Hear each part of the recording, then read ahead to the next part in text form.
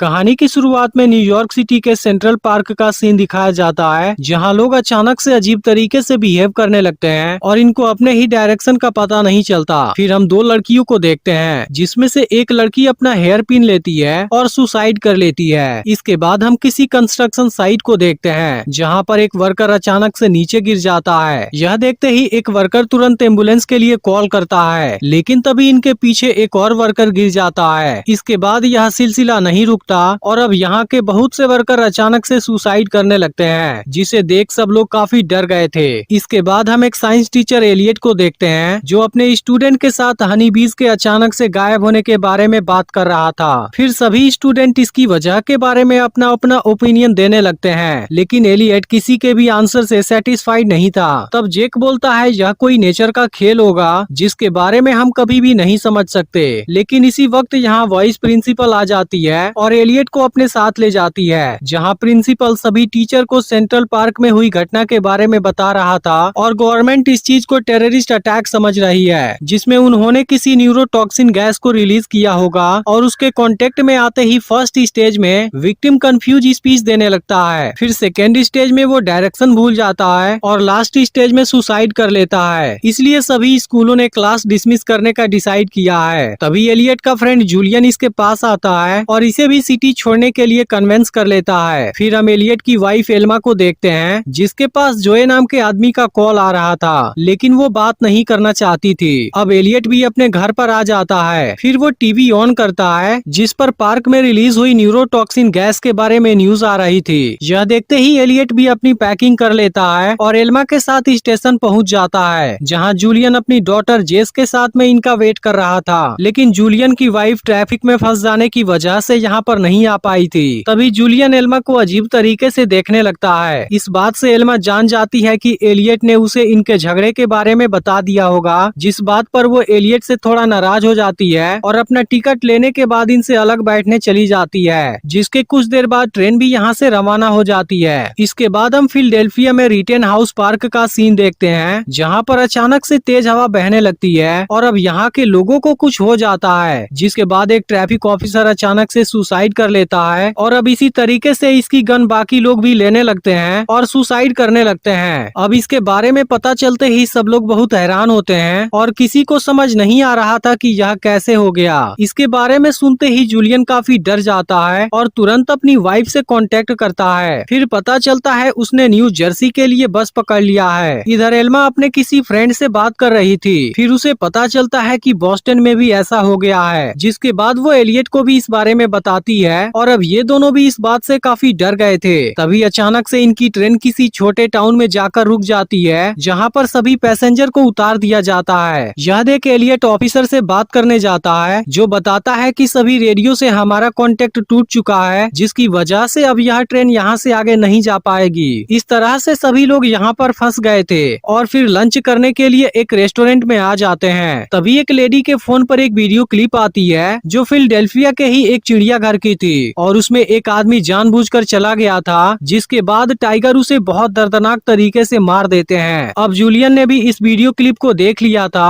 और उसे अपनी वाइफ की चिंता होने लगी थी। तभी टीवी पर न्यूज आने लगती है कि यहाँ जितने भी एक्सीडेंट हुए हैं, किसी भी टेररिस्ट ग्रुप ने इसकी जिम्मेदारी नहीं ली है। इसके अलावा यह चीज अभी केवल नॉर्थ ईस्ट में फैली हुई है और यह घटना छोटे से छोटे टाउन में हो रही है। फिर इनको पता चलता है कि यह लोग तो बिल्कुल बीच में हैं। इसके बाद सभी लोग यहाँ से भागने लगते हैं, क्योंकि 90 माइल्स के बाद ऐसी घटना नहीं हो रही थी। अब एलियट भी यहाँ से निकलने के लिए लोगों से मदद मांगता है, लेकिन कोई भी इनको अपनी कार में नहीं बैठाता, क्योंकि इस वक्त सभी केवल अपनी जान बचाने के बारे में सोच रहे थे। लेकिन तभी एक नर्सरी ओनर इनको अपनी कार में जगह देने के लिए तैयार हो जाता है। वहीं जूलियन को भी एक कार में जगह मिल गई थी, लेकिन वो काफी देर से अपनी वाइफ से कांटेक्ट नहीं कर पाया था, जो कुछ घंटों पहले ही प्रिंसटन के लिए निकली थी। इसलिए जूलियन जेस को इनके पास छोड़ देता है और कुछ लोगों के साथ खुद अपनी वाइफ के बारे में पता लगाने निकल जाता है। इसके बाद नर्सरी ओनर एलियट एल्मा और जेस को अपने नर्सरी में लाता है, जहां वो कहता है कि शायद यह सब कुछ पौधे कर रहे हैं, क्योंकि वो केमिकल रिलीज कर सकते हैं। वहीं जूलियन भी प्रिंसटन पहुंच गया था, जहां के लोगों ने पेड़ों पर फांसी लगाकर सुसाइड कर लिया था और यह देखते ही सभी लोग काफी डर जाते हैं। लेकिन तभी ऊपर के छेद से हवा अंदर आने लगी थी, जिसकी वजह से इनका भी बिहेवियर चेंज हो जाता है और ये लोग लोग अपनी ही कार को पेड़ में हिट कर देते हैं। फिर भी जूलियन इसमें जिंदा बच गया था, लेकिन वो भी ग्लास के टुकड़े से अपने हाथ की नस काट लेता है। इधर एलियट नर्सरी ओनर के साथ किसी सेफ जगह की तलाश में निकल चुका था, लेकिन तभी इनको रास्ते पर कुछ दिखाई देता है। इसके बाद यह लोग दूर से ही इसे चेक करते हैं और पता चलता है कि यह सभी तो डेड बॉडी हैं। इसके बाद यह लोग तुरंत अपना रूट चेंज कर देते हैं और अब यहाँ से दूसरी ओर जाने लगते हैं। लेकिन तभी सामने से एक मिलिट्री गाड़ी आती है, जिसमें मौजूद ऑस्टर नाम का सोल्जर काफी डरा हुआ था और वो इनसे बताता है कि मेरे जितने भी साथी थे उन्होंने कटीले तारों में सुसाइड कर लिया है। जिसके बाद नर्सरी ओनर भी बताता है कि पीछे वाले रास्ते पर भी बहुत सी डेड बॉडी पड़ी हुई हैं। तभी अचानक से यहाँ और भी रास्ते से गाड़ियाँ आने लगती हैं, जिसके बाद नर्सरी ओनर और ऑस्टर इनको रोकते हैं और सिचुएशन के बारे में पूछने लगते हैं। तभी एलियट जोए का मिस्ड कॉल देख लेता है, लेकिन एल्मा इसे कुछ नहीं बताती। अब जूलियन से एलियट का कांटेक्ट नहीं हो पा रहा था, जिस बात से वो काफी परेशान हो गया था।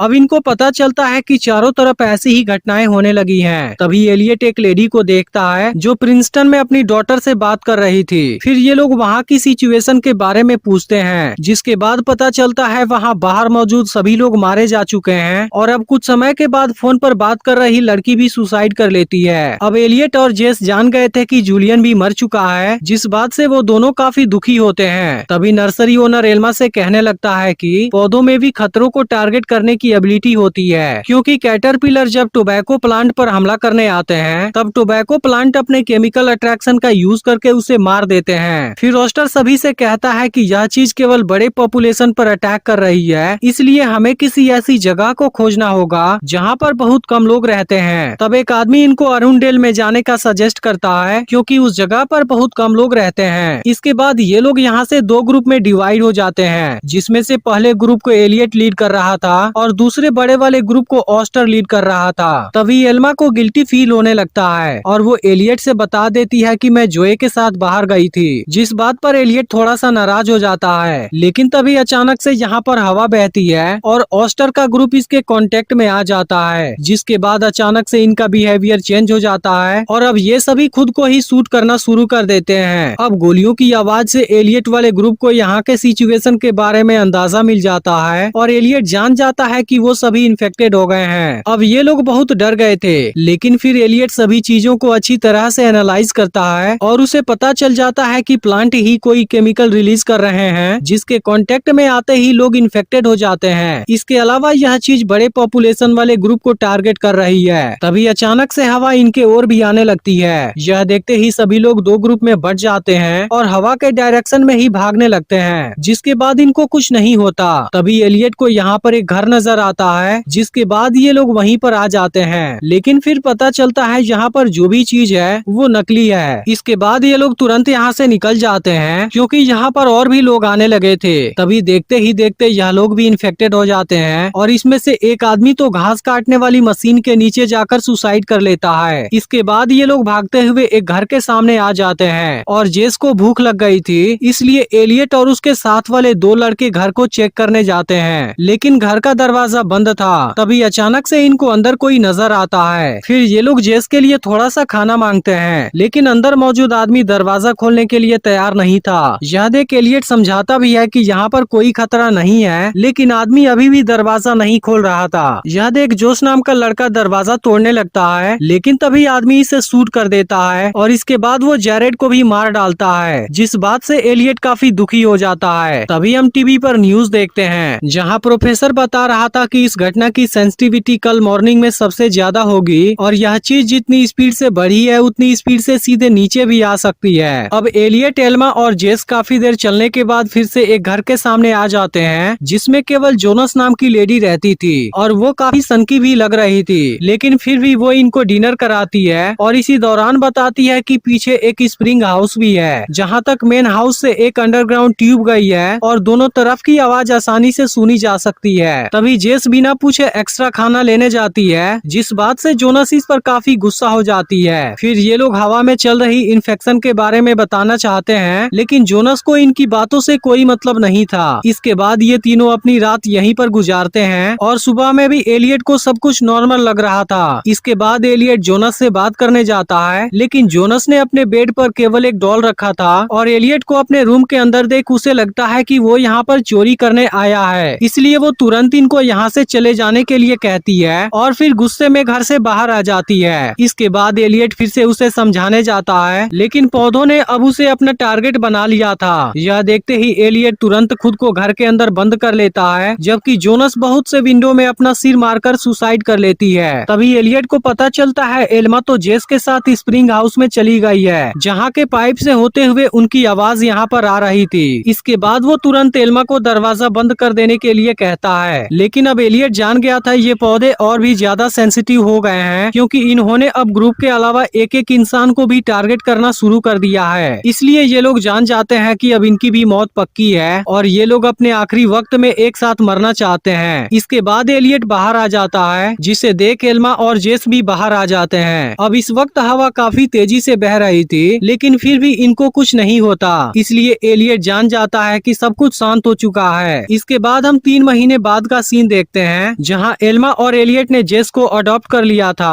और एलियट जेस को स्कूल बस तक छोड़ने भी जाता है। इसके बाद हम टेलीविजन पर देखते हैं कि एक एंकर किसी प्रोफेसर के साथ 3 महीने पहले आई तबाही के बारे में बात कर रहा था, जिसके दौरान प्रोफेसर कहता है कि यह सब कुछ जितना जल्दी शुरू हुआ था उतनी तेजी से खत्म भी हो गया, इसलिए हो सकता है कि वो चीज केवल एक वार्निंग थी, लेकिन अगर यह फिर से शुरू हुआ फिर यह बहुत बड़े लेवल पर होगा, क्योंकि आज हम इंसान ही इस धरती के लिए खतरा बन चुके हैं और नेचर के किसी भी एक्शन को समझ पाना इम्पॉसिबल है। वहीं एल्मा को पता चलता है कि वो प्रेग्नेंट है और इस बात से एलियट को सरप्राइज कर देती है। इसके बाद हम पेरिस में किसी गार्डन का सीन देखते हैं, जहां एक लड़का अपने दोस्त के साथ जा रहा था। तभी अचानक से इसे किसी के चीखने की आवाज सुनाई देती है और अब इसका साथी भी अपने एक ही बात को रिपीट करने लगा था। इसके बाद वो देखता है कि सभी को कुछ हो गया है और इन